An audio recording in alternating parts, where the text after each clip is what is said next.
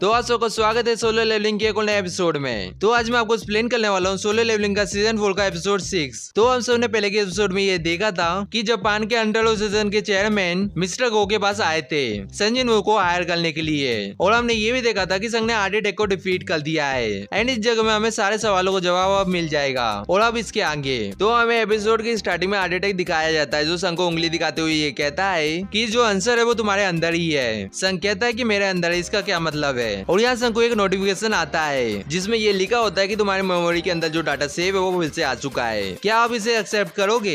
And यहाँ heart attack ये कहता है कि ये तुम्हारी चॉइस है। संघ ये सुन के हैरान हो जाता है और मन मन कहता है कि मेरी मेमोरी के अंदर डाटा सेव है। इसके बाद संघ थोड़ा सोचने के बाद ये कहता है कि मैं एक्सेप्ट करता हूँ, और जैसे संघ इसे एक्सेप्ट करता है वैसे इस जगह में ढेर सारी रोशनी आने लगती है। एंड यहाँ संघ को सिस्टम ये बताता है कि डाटा पूरी तरह से रिस्टोर हो गया है। आगे हम ये देखते हैं कि संघ की जो कॉन्शियसनेस है वो एक दूसरी दुनिया में आ जाती है, और यहाँ संघ ये देखता है कि इस जगह में ढेर सारे मॉन्स्टर होते हैं। एंड यहाँ संघ ये सब देख के बहुत ज्यादा हैरान होता है और ये कहता है कि इस जगह में बहुत सारे मैजिक बीस्ट हैं। आगे हम ये देखते हैं कि सारे मॉन्स्टर ऊपर की तरफ देख रहे होते हैं। संघ भी ऊपर की तरफ देखते हुए कहता है कि ये लोग क्या देख रहे हैं। संघ जैसे ऊपर देखता है वो वैसे बहुत ज्यादा हैरान हो जाता है। एंड हम ये देखते हैं कि इस जगह में ढेर सारे गेट होते हैं। ये सब देख के संघ ये कहता है कि पर्पल कलर का आसमान और इतने सारे बीस्ट, ये प्लेनेट अर्थ नहीं हो सकता। अगर इस जगह में एक ऐसी आर्मी है जिसके अंदर आई सेल्फ, आयर ऑल, गॉब्लिन, जाइंट और दूसरे तरह के बीस्ट हैं, एंड ये सारे गेट एक साथ ब्रेक हो गए तो ह्यूमन रेस का इनके सामने खड़े होने का कोई भी चांस नहीं है। लेकिन ये लोग ह्यूमन के पीछे नहीं है। आगे हम देखते हैं कि ये गेट ब्रेक हो जाते हैं एंड इसके अंदर से बहुत सारे सिल्वर सोल्जर आ जाते हैं। संघ ये देख के बहुत ज्यादा हैरान होता है और कहता है कि मुझे ज्यादा टाइम नहीं लगा इस चीज को समझने के लिए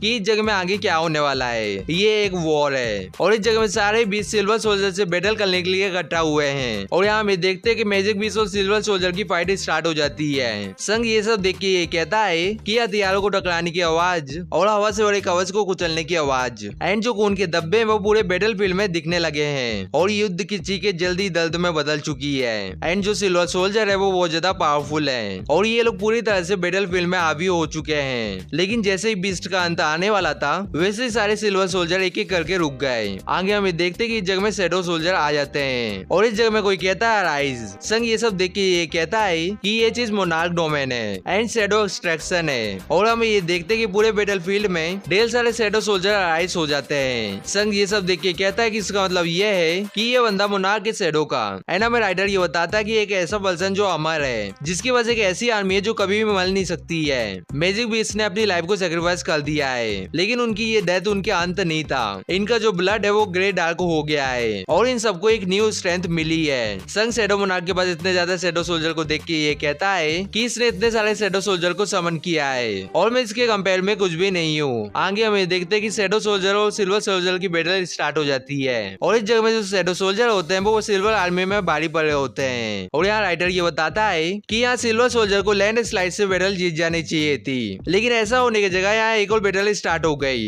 एंड यहाँ एक सिंगल पर्सन ने चीजों को बदल दिया। और यहाँ हमें देखते हैं कि शैडो मोनार्क सिल्वर सोल्जर को मारा होता है। आगे हमें देखते हैं कि शैडो मोनार्क कमांडर अथॉरिटी का यूज करता है। ये देख के संघ बहुत ज्यादा हैरान हो जाता है और मन मन कहता है कि ये कमांडर अथॉरिटी है। आगे हमें राइटर ये बताता है कि जो शैडो सोल्जर है वो डेथ और रिवाइवल के साइकिल को रिपीट कर रहे हैं, और जहाँ से भी शैडो मोनार्क गया है उसने अपने पीछे विनाशकारी तबाही को छोड़ा है। एंड यहाँ शैडो मोनार्क और बीस्ट की विक्ट्री होने वाली थी, लेकिन फिर इस जगह में वो लोग आ गए। इसके बाद यहाँ से सीन शिफ्ट होता है और कार्टन टेबल के गेट के पास ले जाया जाता है और इस जगह में चाय जोंगिन ये कहता है कि तुम इस चीज को लेके एकदम श्योर हो ना, मैं इस गेट के अंदर बहुत सारे माना को सेंस कर पा रहा हूँ और तुमने ये बोला था कि संजन वो इसके अंदर है। पीछे वाला अंटर ये कहता है कि हाँ मैं इस चीज के लिए एकदम श्योर हूँ। और यहाँ चाइन भी मनी मन कहती है कि ये जो माना है वो संजन वू का नहीं है, तो ये माना किसका है। और यहाँ मिस्टर वू मनी मन कहते हैं कि ये डबल डंजन है, और इस जगह में मुझे फाइनली ये पता चल जाएगा कि वो रूमर सच है कि नहीं है। एंड यहाँ संजन वू ने मुझे ये बताया था कि उसने डबल डंजन को क्लियर नहीं किया था, तो संजन वू इस जगह में फिर से क्यों आया है और ये कोई इत्तेफाक नहीं हो सकता। सकता। आगे हम ये देखते कि ये लोग गेट खोल के अंदर आने लगते हैं, लेकिन इस जगह में चाय जोगी ने अंदर आके सब कुछ देखता है और बहुत ज्यादा हैरान हो जाता है और कहता है कि ये क्या बकवास है एंड ये कौन सी जगह है। मिस्टर वू भी ये देख के बहुत ज्यादा हैरान हो जाते हैं और कहते हैं कि ये एकदम सस्ता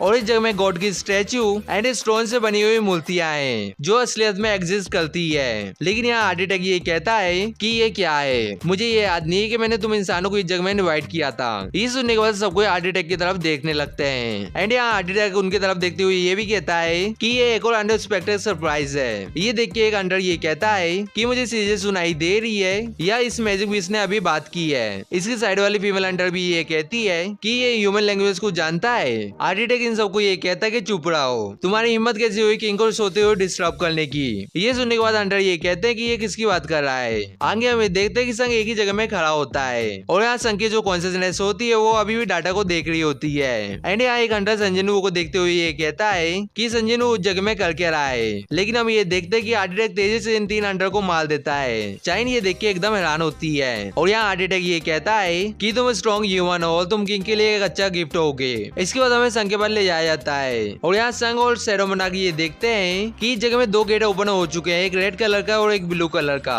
एंड हम ये देखते हैं कि जो ब्लू कलर का गेट होता है उसके अंदर से ढेर सारे डीमन सोल्जर निकल रहे होते हैं और यहाँ संग इन सबको देख के मन ही मन कहता है कि राकोडोस, पेटोस, रोकोन, इग्रेंस और इस जगह में रीडरू क्लैन भी है जिससे ईसेल भी बिलोंग करती है। आगे हम ये देखते हैं कि रेड गेट से एक बहुत बड़ा व्हाइट वुल्फ बाल निकलता है एंड इसके साथ साथ उस गेट से ढेर सारे मॉन्स्टर भी बाहर आ रहे होते हैं और हम ये देखते हैं कि सेरोमोनाक के सामने व्हाइट वुल्फ और डीवन का किंग खड़ा होता है। इन सब के बीच में अभी फाइट स्टार्ट होने वाली है। इसके बाद यहाँ से सीन शिफ्ट होता है और हमें टेंपल के अंदर का सीन दिखाया जाता है और यहाँ चाय जोंगी ने ये कहता है कि जल्दी से उसे हील करो एंड तुम सब चीज का यूज करके उसकी जो वुंड है उसे बंद कर दो। और यहाँ हीलर ये कहता है कि मिंगजुल चिंता मत करो, मैंने तुम्हें ऑलमोस्ट हील कर दिया है। आगे हमें देखते हैं कि जो स्टोन के स्टैचू होते हैं वो इनके ऊपर अटैक करने के लिए आ रहे होते हैं एंड यहाँ आर्टिटेक्ट इन सबको ये कहता है कि जो कोई भी मेरे पपेट के खत्म होने के बाद जिंदा रहेगा उसे ग्रेट ऑनर मिलेगा किंग का जन्म होते हुए देखने का। और अब ये देखते हैं कि तुम में से कौन कौन आखिरी तक सर्वाइव कर पाएगा।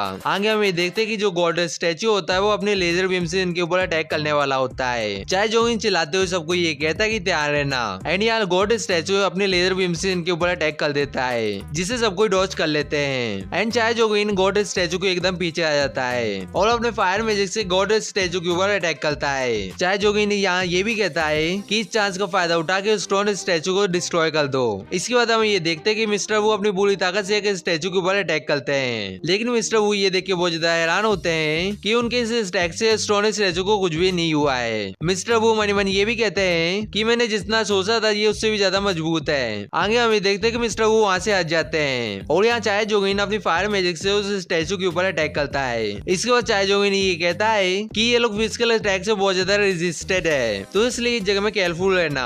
चाहे जोगिन ये देखता है कि इन्हें मैजिक अटैक से भी कोई भी फर्क नहीं पड़ रहा है और यहाँ एक अंडर चाहे जोगिन से ये कहता है कि मिस्टर चोई हमारी प्रोटेक्शन स्किल भी इनके ऊपर वर्क नहीं कर रही है एंड यहाँ फीमेल अंडर भी ये कहती है कि जो मेरी बेसिक साइकिक स्किल है वो भी उनके ऊपर वर्क नहीं कर रही है। चाहे जोगिन ये सुन के बहुत ज्यादा परेशान हो जाता है और मन मन कहता है कि डैम इट हमारे पास कोई भी और ऑप्शन नहीं बचा है। इसके बाद चाहे जोगिन संग की तरफ देखते हुए कहता है कि हमें संजिन वो को उठाना होगा और क्या वो हिप्नोटाइज हुआ है। ये बोल के चाहे जोगिन संग के ऊपर फायर मैजिक से अटैक करते हैं और वो मन में ये कहता है कि ये इकलौता रास्ता है उसे उठाने का। एंड हम ये देखते हैं कि ये फायरवॉल संग को लगने वाला होता है लेकिन यहाँ आर्टिटेक्ट इस अटैक को ब्लॉक कर लेता है। ये देख के चाहे जोगिन की हालत एकदम खराब हो जाती है एंड हम ये देखते हैं कि आर्टिटेक्ट चाहे जोगिन के ऊपर अटैक करने के लिए आ रहा होता है और अटैक करते हुए ये भी कहता है कि तुम्हारी हिम्मत कैसी हुई किंग की स्लीप को डिस्टर्ब करने की। और ये बोलने के बाद आर्टिटेक्ट चाहे जोगिन के ऊपर अटैक करने वाला होता है लेकिन पीछे से 3 अंडर आके आर्टिटेक्ट के ऊपर अटैक कर देते हैं और यहाँ मिस्टर वो चिल्लाते हुए चाइन को ये कहते हैं कि मिस चाइन हम इस जगह में सब कुछ संभाल लेंगे तो प्लीज आप संजिन वो को जाके उठा दो। चाइन संग के पास जाती हुई कहती कि ठीक है और यहाँ हम देखते कि चाइन संग के पास पहुंचने वाली होती है। इसके बाद यहाँ से सिंसिट होता है हमें संग के पास ले जाया जाता है और यहाँ संग ये देखता है कि मैजिक बीस्ट और शैडो सोल्जर एक दूसरे से फाइट कर रहे हैं। संग ये सब देख के मन ही मन कहता है कि ये जो शैडो सोल्जर है वो बार बार रीजनरेट होते जा रहे हैं, इससे फर्क नहीं पड़ता कि ये कितने बार डिस्ट्रॉय हो रहे हैं। अगर इस जगह में मेरे शैडो होते तो जो मेरा माना है वो कब का खत्म हो गया होता। देख के ऐसा लग रहा है कि उसके पास बहुत ज्यादा माना है। आगे संग यहाँ यही कहता है कि जो डीमन क्लैन है और जो बीस्ट टाइप मैजिक क्रीचर है वो 2 गेट के अंदर से बाहर आए हैं शैडो सोल्जर को खत्म करने के लिए क्योंकि उनके पास कोई भी रीजन नहीं है एक दूसरे से फाइट करने का, और ये जो वॉल थी वो बीस्ट और सिल्वर सोल्जर की थी। संग यहाँ हैरान होते हुए मन मन कहता है कि जो शैडो मोनार्क है वो मैजिक बीस्ट के साथ नहीं है, और मे भी ऐसा हो सकता है कि उनके बीच में आंतरिक संघर्ष हो। और हम ये देखते कि ये बैटल एंड हो जाती है। आगे हमें देखते कि मोनार्क और शैडो डीमन किंग के सामने आता है, और यहाँ शैडो मोनार्क ये कहता है कि हमारे पास आज मौका था इस वॉर को खत्म करने का, तो तुमने मुझे धोखा क्यों दिया। यहाँ डीमन किंग हंसते हुए ये कहता है कि ये कितने शर्म की बात है कि मैं तुमसे दूर नहीं भाग पाया। ये सुन के एजवन को गुस्सा आ जाता है, और यहाँ एजवन फिर से ये पूछता है कि मैंने तुमसे ये क्वेश्चन पूछा है कि तुमने मुझे धोखा क्यों दिया है। यहाँ हम ये देखते कि डीमन किंग हंसने लगता है, और यहाँ अपनी लैंग्वेज में कुछ बोलने लगता है। ये सुन के एजवन को गुस्सा आ जाता है, और वो अपनी कमांडर अथॉरिटी का यूज करके डीमन किंग को अपने पास में बुला लेता है और उसकी गर्दन को पकड़ लेता है। और यहाँ डीमन किंग एजवन को कुछ बोल रहा होता है, लेकिन हमें कुछ भी समझ नहीं आ रहा होता है। आगे हमें देखते कि एजवन डीमन किंग की सर को दबा के उसे मार देता है,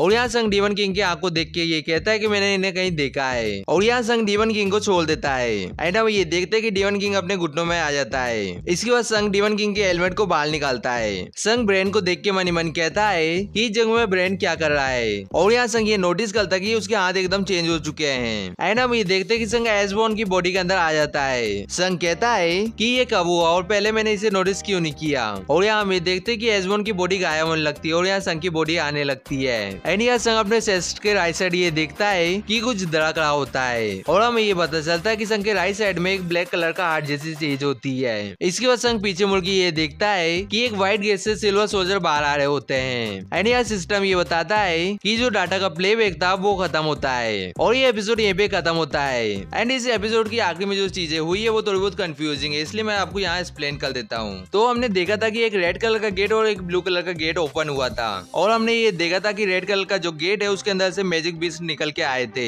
एंड उसके अंदर से एक व्हाइट कलर का वुल्फ भी निकल के आया था, तो वो बीस्ट फैंग ऑफ मोनार्क था। और जो ब्लू गेट से डीमन सोल्जर निकले थे उनके साथ डीमन किंग ब्रेन था जो व्हाइट फ्लेम का मोनार्क था। एंड इन दोनों ने एसबॉर्न को धोखा दिया था, और वो इस जगह में एसबॉर्न को मारने के लिए आए थे, लेकिन इस जगह में उल्टा होता है, एसबॉर्न इन दोनों को डिफीट कर देता है, और जो बीस्ट फैंग मोनार्क होता है वो इस जगह से भाग जाता है, लेकिन जो डीमन किंग ब्रेन होता है वो इस जगह से भाग नहीं पाता है। और आप सबको याद होगा कि संग ने एक बार ब्रेन से फाइट की थी जब वो फ्लोर के 100 लेवल में पहुंच गया था, लेकिन संग ने जिस ब्रेन से फाइट की थी वो नकली ब्रेन था जिसे आर्किटेक्ट ने क्रिएट किया था संजुनु से फाइट करने के लिए। और आप सबको अब समझ आ गया होगा कि इस जगह में क्या हुआ है। तो आज के लिए इतना ही, हम सब मिलेंगे किसी नेक्स्ट वीडियो में। सायोनारा।